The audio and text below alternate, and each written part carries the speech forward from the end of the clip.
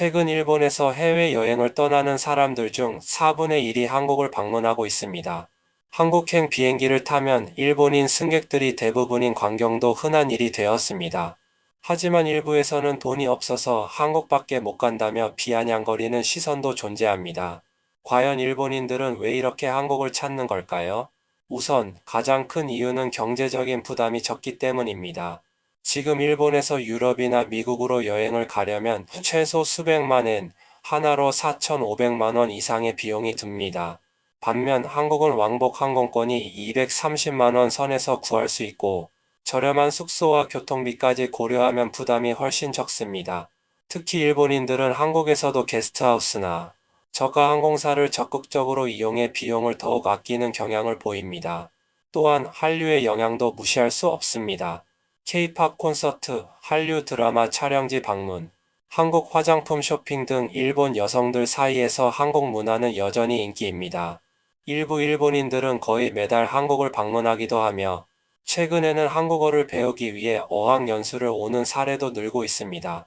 한편 한국은 일본만큼 외국인 관광객이 많지 않다는 점도 주목할 만합니다. 유럽이나 미국에서는 한국을 한 번쯤 가볼 곳 정도로 생각하는 경우가 많으며 일본처럼 반복해서 방문하는 해외 관광객이 많지 않습니다. 그 덕분에 한국 출발 항공권이 일본 출발보다 훨씬 저렴한 경우도 많고 이를 활용하는 일본 여행객들도 적지 않습니다. 결국 일본인들이 한국을 많이 찾는 이유는 단순히 돈이 없어서가 아니라 비용 대비 최고의 여행지로서 한국이 매력적이기 때문입니다. 과연 앞으로도 일본인들의 한국 여행 열풍은 계속될까요? 지금부터 일본 반응 확인해 보세요.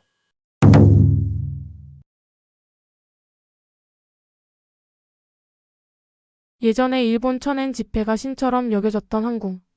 그 이미지가 강해서 다시 가고 싶은 마음이 들지 않는다.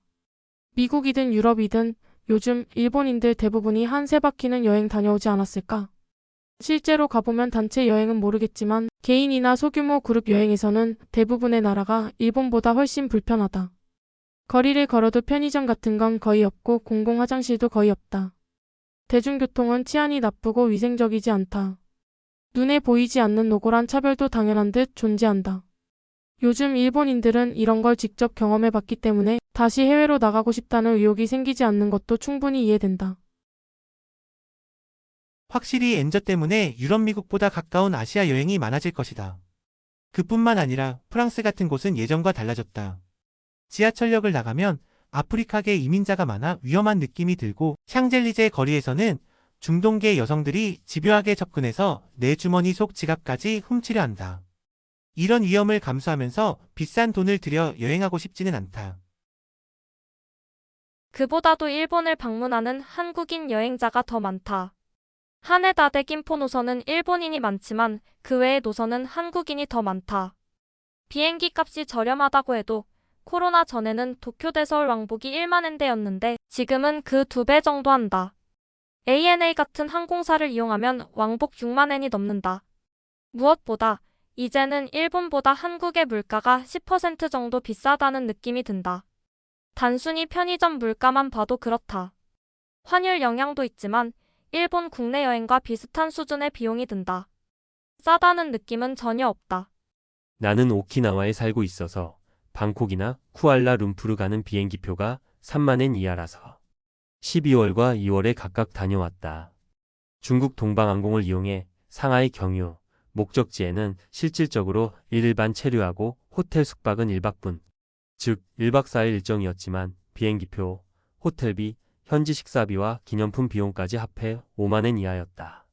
말레이시아나 태국은 호텔비도 저렴하고 길거리 음식도 싸서 추천한다. 어쨌든 해외여행을 가고 싶다면 베트남을 추천한다.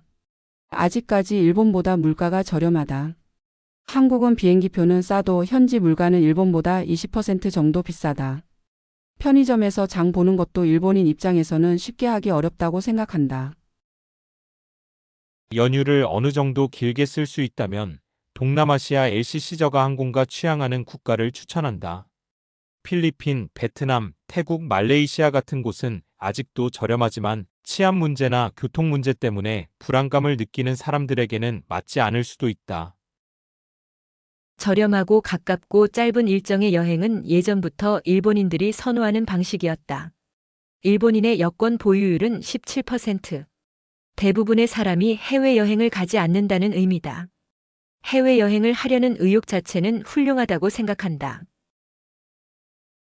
해외여행을 좋아하는 사람들 중에는 어디가 저렴하게 갈 수 있을까?를 기준으로 한국을 선택하는 경우도 있다.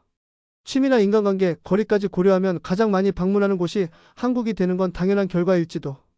대부분 5회 이상 방문한 리피터 재방문객과 초보자로 나뉘는 느낌이다. 그리고 거의 40세 이하, 특히 20대 여성 비율이 높다. 제목에 가난해서라는 표현이 눈길을 끄는 문구이긴 하지만 애초에 해외여행은 정말 가난하거나 저소득층에게는 불가능한 이벤트다. 솔직히 말하면 510만 엔 정도의 여행비도 부담스러워하는 사람들은 해외에 안 갈 것이다. 저축하면서 절약하면서도 가고 싶다는 의욕이 있기 때문에 떠나는 거. 2박 3일로 다녀올 수 있는 곳이라면 다음에도 한국, 아니 이번에는 대만, 타이나 홍콩도 좋겠어. 이렇게 계획을 계속 세우는 사람이 해외여행을 취미로 하는 사람들의 특징이라고 생각한다. 코로나 전부터 한국을 자주 갔지만 일본보다 먼저 물가가 오르기 시작했고 가격 대비 일본 쪽이 만족도가 높다는 생각이 들던 차에 코로나가 끝나고 관광객이 급증하면서 2년 가까이 한국을 가지 않았다. 물론 한국에서만 즐길 수 있는 것들도 있지만 도쿄 쪽이 더 맛있고 세련된 것들이 많다. 그리고 일본인이 많아진 것도 안 가게 된 이유 중 하나다. 원래도 관광지 느낌이 강한 곳은 피했지만 굳이 외국까지 가서 일본어를 듣고 싶지는 않다. 간토 거주자로서 한국 여행은 후쿠오카 여행과 거리적으로 별 차이가 없어서 거의 국내 여행 같은 느낌이다. 그냥 가까운 것뿐만 아니라 저렴하고 안전하다는 점까지 갖춘 해외 여행지는 한국밖에 없는 것도 사실이다. 대만은 미묘하게 멀다. 어쨌든 힘을 뺀 채로 기분 전환할 수 있는 것이 한국 여행의 장점이다. 지난주 서울에 다녀왔는데 작년에 비해 서양인이 엄청 많아졌다. 오히려 일본인보다 더 눈에 띌 정도였다. 나는 모든 대화를 영어로 했는데 다들 정말 친절했고 최고의 여행이 되었다. 또 금방 갈 것이다. 기사 마지막에도 적혀 있지만 한국에서 출발하는 항공권이 저렴한 것도 있어서 환승을 목적으로 한국을 경유하는 일본인이 꽤 많다. 인천공항의 환승객 수가 나리타 공항을 넘어섰고 인천 환승객의 20% 이상이 일본인이라는 이야기도 있다.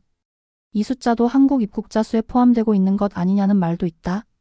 비용 절약을 위해 한국을 방문하거나 경유 항공편을 이용하는 것은 같은 의도지만 그렇다고 해서 대다수가 한국 자체를 방문하고 있다고 해석할 수는 없을 것이다. 요즘 가난하다라는 말이 일본 전역에서 당연한 것처럼 쓰이는 것 같다. 하지만 원래 당연한 것이 아니다. 일본 정부가 일본 국민을 가난하게 만들고 있다. 그저 아무 생각 없이 정치인을 뽑아온 결과다. 선거 때마다 일본 국민에게 도움이 안 되는 의원들을 계속 제거하는 것이 일본 부활을 위해 중요하다고 생각한다. 한국과 대만은 말하자면 타협 여행지이다. 나는 두 나라를 다 가본 적이 있지만 솔직히 관광 자원이 부족하다고 느꼈다. 한국은 K-팝 스타 성지순례와 쇼핑, 대만은 중화사원이나 장제스 묘소, 큰 박물관 등이 있긴 하지만 솔직히 1박 2일이면 충분하다. 역시 태국에 가는 것이 낫다. 적당한 거리, 이국적인 분위기, 여행 비용도 그리 비싸지 않다. 특히 호텔 가격이 저렴하면서도 즐길 거리가 무궁무진하다. 태국이야말로 모든 여행자의 성지이며 최고의 선택이라고 생각한다. 일본을 방문하는 외국인 중에서도 한국인이 가장 많으니 결국 서로 그런 거겠지. 요즘은 일본에서 스키를 타기 위해 방문하는 한국인도 많다고 한다. 한국의 스키장은 일본만큼 잘 정비되어 있지 않으니 일본의 스키장이 매력적일 것이다.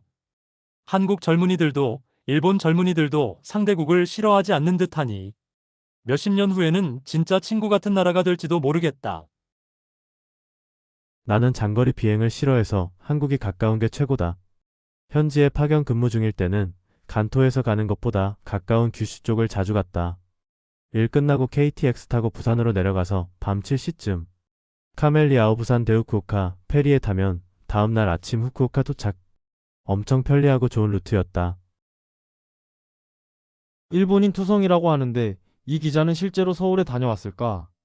나는 올해 ANA 항공편으로 2번 갔지만 탑승객 중 일본인은 30%도 되지 않았다. 명동에서도 일본인이라고 느껴지는 사람은 손에 꼽을 정도였다. 하와이, 미국 서부, 태국에 가는 일본인은 훨씬 줄었으니 그에 비하면 서울은 그래도 적게 줄었다는 정도 아닐까. 마침 지금 하와이에 머물고 있다. 예전에는 일본인이 엄청 많았지만 지금은 체감상 10% 정도인 것 같다. 덤으로 물가는 완전히 개그 수준. 그리고 싼 비행기표를 찾다 보니 인천 경유로 오게 됐다. 대한항공 이코노미를 탔는데 예상보다 쾌적했다. 엔저 시대인데도 서울 발권하는 사람이 아직도 있구나. 2000년대에는 1만 원이 800엔 정도였는데 서울 발권으로 서울대도쿄 왕복. 일본 국내선 어디든 사구간 1년 오픈 티켓 연말 연시도 사용 가능이 7만엔 정도였다. 또 항공사 상위 등급 승급 쿠폰도 일본 출발 항공권에서는 저렴한 운임에 사용할 수 없었지만 서울 출발 일본 경유 항공권이면 사용 가능했다. 그걸로 유럽까지 갔던 기억이 난다. 지금까지 기사와 댓글을 보았습니다. 여러분은 어떻게 생각하시나요? 댓글로 의견을 남겨주세요. 감사합니다.